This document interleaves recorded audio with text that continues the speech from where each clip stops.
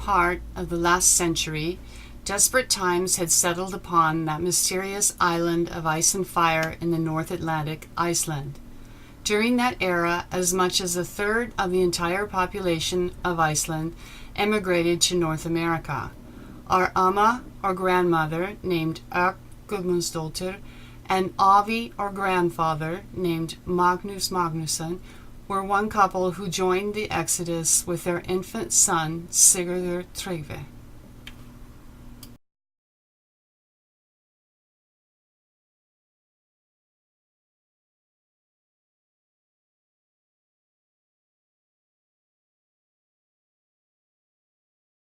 This is a close-up photo of our beautiful Amma, or grandmother.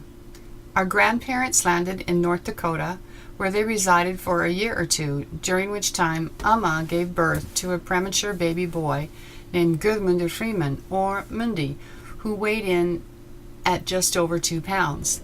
She kept him alive in a shoebox in their cook stove. It was in North Dakota that they heard about Point Roberts and decided to try a new life there.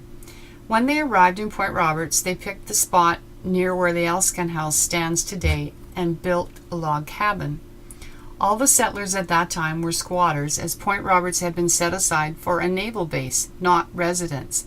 Even though they did not own the land, they began clearing, fencing, and building outbuildings in the hope that Point Roberts would be open for homesteading.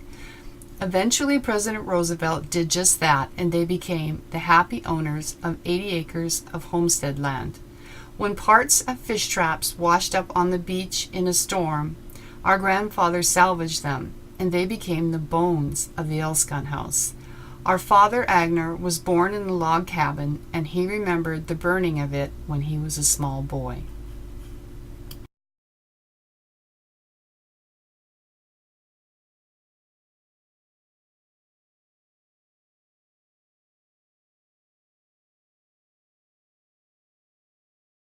Here's a photo of our dad with his cat, Polly. He also had a pet skunk.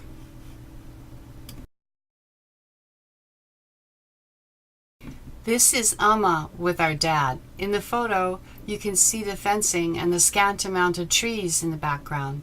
There was a great fire that burned all over Point Roberts before my dad's memory. There was a mill on Mill Road that was jointly owned by Ron and Brian Calder's great-grandfather and our grandfather. We feel that it is quite possible that the remaining lumber for the house may have come from there. Mill Road is named for that mill. Many outbuildings that still stood in my childhood on our property included a spacious barn, chicken house, 3 connected sheds, a black and grimy tool shed, the usually empty wood shed, and a jar shed, with an attic of glass hurricane lamps. Way out back, beyond these sheds, stood a disused smokehouse and a 2-seater outhouse. This photo of the barn was the only one we have, as you can see, and in its day it was quite large. Just like in the days of the Vikings, Avi built a boat on the property. Here he is standing in front of it. You can see the smokehouse behind it. Here's his boat with the other men and a team of horses getting ready to bring the boat down to the water. Standing on one of the fence posts is Ellis Johnson, whom we called Uncle. Johnson Road is named for the Johnson family. This is our Amma with her prize-winning sheep. She always fed the black sheep with a baby bottle. Her hand sewing and embroidery also won awards at the county fair. Avi was the head pipe fitter at the Alaska Packers cannery at Lily Point. Jonas Thorstensen was his assistant. Avi invited the phone company to install the first telephone in Point Roberts in the Elskan house. Neighbors came often to use the phone.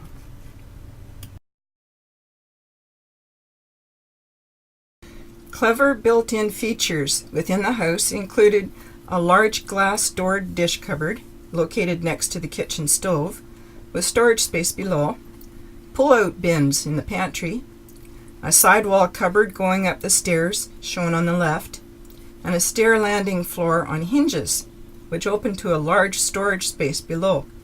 Years later, our mother would urge us sisters to hide in there if a certain Ron Calder came around.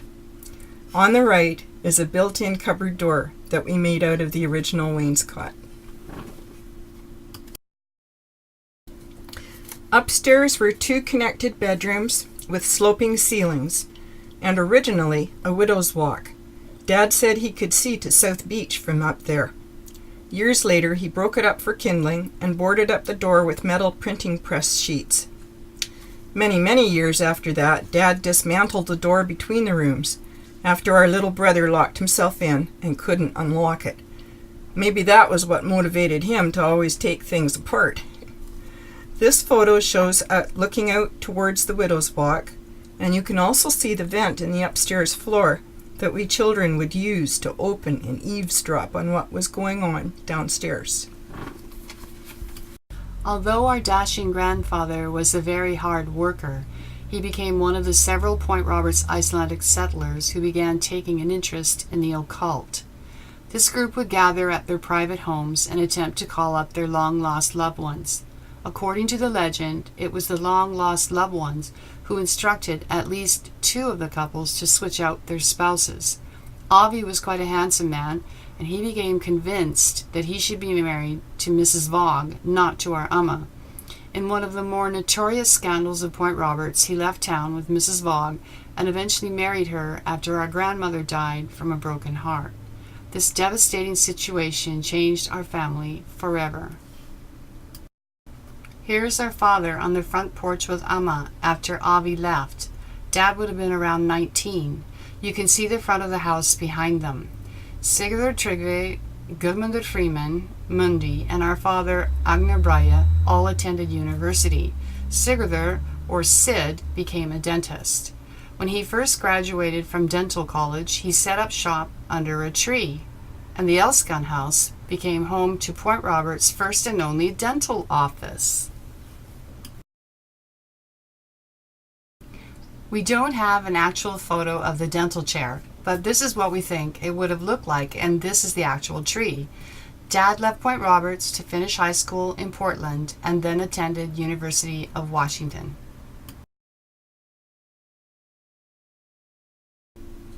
The homestead stood empty from the late 20s to the early 30s when Dad moved back to Point Roberts. During the 30s, he invited Agnes and Einar Sand to live there as well, with their children Larry, Dorothy, Beverly, and baby Mary Lou, who was born there. Later, others stayed there as well, including Schoolie Johnson and Bill Teller. One of those days, a worn-out newspaper girl, pushing her flat-tired bike, trudged up the road in front of the house, and Agner called her in to see if he could help. He fixed the tire right there in the living room, and Schoolie offered her her first cup of coffee. That was how our mom, Shirley Dennison from Tawasin, met our dad, Agner. When they married, fishnets hung in the spare bedroom and were consequently moved to the cow stalls in the barn to make room for the new baby, me, Kristen Mary.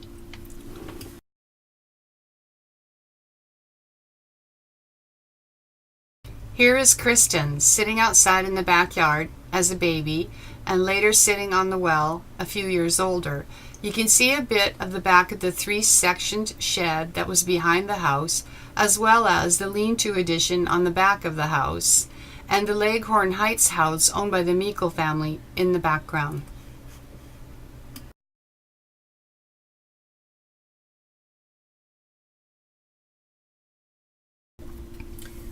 In 1955, Dad built a sawmill, hired his fishing buddies from Blaine, Thane and Carl Older among them, and from the proceeds was able to put a new roof and siding on the house and welcome home the next baby, Ogden.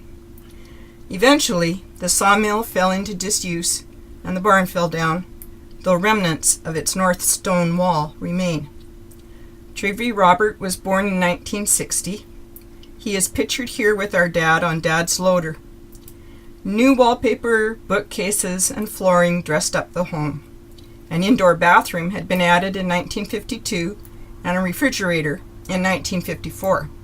Laundry was done in the old wringer washer off the back porch, which had also housed a cooler cupboard for perishables such as milk and butter before the fridge came.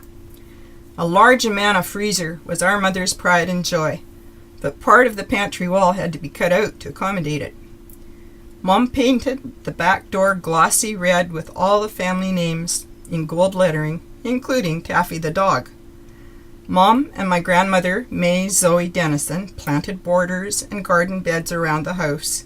The purple irises and spring daffodils still bloom there.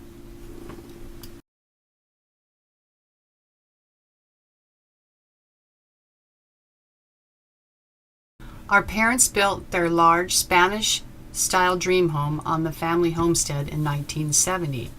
Here is a photo of Sigurður Sid and our dad Agnar celebrating our moving into the new house, where you can see the backside of Elskan and the red door in the background. After we moved, our parents rented the Elskan house out for several years. During this time, a family resided there for quite a long time who claimed that they were having difficulties with the house being haunted. Since we always felt the presence of our Amma when we lived there, we didn't think that much of it. But the way they talked, it did seem like Amma wasn't happy with them being there.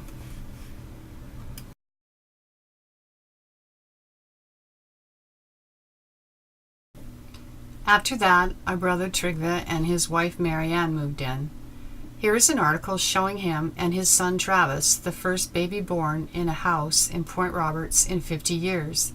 Again, you can see the back of the Elskan behind him, and it is easy to see that Elskan is looking a little forlorn. The big newspapers such as the New York Times and the LA Times loved to interview our father. Here's an article about him and our family and our times on the property written for the LA Times in 1986. This story and photo are available online today on the LA Times website.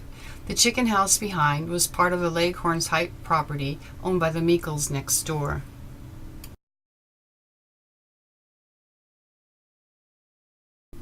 Years passed, and our family faced the very tragic and untimely death of our brother.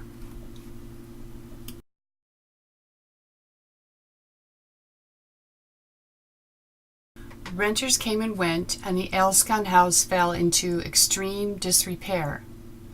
Then our father passed away. We said to our mother, "We should fix up the old house," and she replied, "It's a wreck. Everyone is telling me to tear it down." Well, but how would Dad feel about us tearing it down? Never let it be said that our mother did not teach us about the proper way to lay a guilt trip. The first thing to tackle was a real foundation. The house had never had one. It was strictly post and beam construction, and the beams were seriously cattywampus, resulting in a floor that rivaled the fun house at a carnival. So the home was jacked up and a concrete foundation was built. A beam was installed to replace where the big wall had separated the kitchen and living room.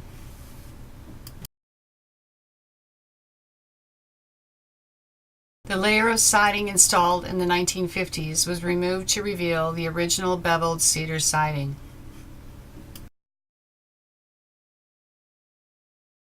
The lean-to styled addition on the back of the home, where we used to keep apples and also had a pantry, was too far gone to keep. Here you can see the original siding that had been hidden for 40 years, up in the corner. Some of this original siding was usable, but most was not, and so we matched the original with new. When the siding came off, the old lumber from the fish traps came to light. Most of it was 2x12 and larger. We decided to rebuild the outside walls in 2x6 lumber and came up with the idea of reusing the fish trap lumber as a design element. Here you can see how we did that. Elskan got new wiring, plumbing, windows, and drywall. We were able to sand down the original floors in the living room and bedrooms. Here are some photos of the Elskan house today.